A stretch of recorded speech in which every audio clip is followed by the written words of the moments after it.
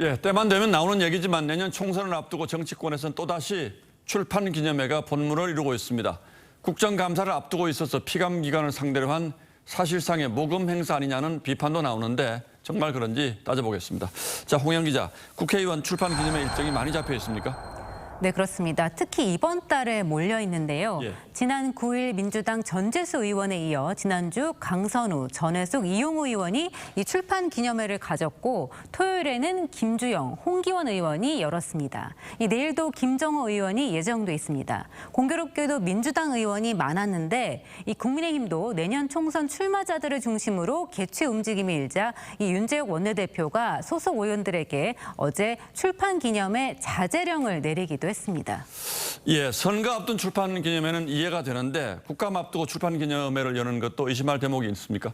네, 있습니다. 그 이유를 살펴보면 지난 2004년 정치자금법이 개정되면서 정치 후원금은 연간 한도가 생겼습니다. 예. 또 영수증 발행 등 이 지출 내역을 깐깐하게 공개해야 하는데요. 그에 비해 출판기념회는 선거 90일 전에만 금지될 뿐 모금액 제한도 공개할 의무도 없습니다. 이 과세 대상도 아닌데다 꼬리표가 붙지 않는 돈이라 추적도 어렵습니다. 그렇다 보니 우회적인 모금 창구로 전락했다는 비판이 나오는 겁니다. 예, 그렇긴 하군요. 책값은 대개 얼마씩 받습니까? 네, 서점에서 파는 정가와는 차이가 크다고 합니다. 이 보통 봉투에 후원금을 넣고 책은 알아서 가져가는 구조인데요. 노웅래 의원은 검찰 압수수색 때 집에서 현금 다발 3억 원이 나오자 출판기념회에서 받은 돈이라고 해명했습니다. 특히 국감을 앞둔 피감기관 입장에선 출판기념회를 열면 책을 안 살 수가 없다는 게 문제입니다.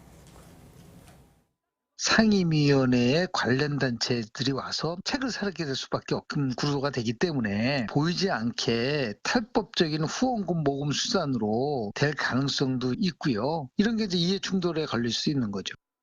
자, 그런데 문제가 많다면 국회 스스로 법을 개정하려는 움직임, 노력 이런 건 없습니까? 있긴 있었습니다. 2014년 당시 일부 의원의 뇌물수수 논란이 커지자 여야 모두가 법안을 냈습니다. 책을 정가에 팔고 신고하도록 하는 내용이었는데요. 2018년에도 비슷한 개정안이 발의됐지만 모두 상임위에서 제대로 논의조차 안 된 채 폐기됐습니다. 그나마도 2018년까지가 마지막이었고 21대 국회 들어서는 법안 발의가 단 한 차례도 없었습니다.